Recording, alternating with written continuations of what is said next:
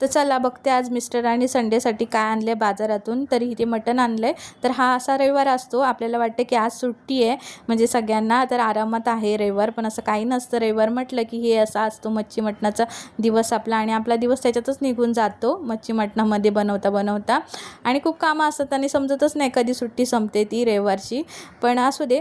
तर काय झालं होतं, आम्ही नवीन घरात आल्यापासून पहिल्यांदाच मटण आणलं होतं, कारण घरामध्ये माहिती शिफ्टिंग झालं की ते मग सगळं व्यवस्थित लावायला वगैरे माझा त्याच्यात टाईम गेला आणि मला व्हिडिओ पण टाकायला वेळ नव्हता मिळत.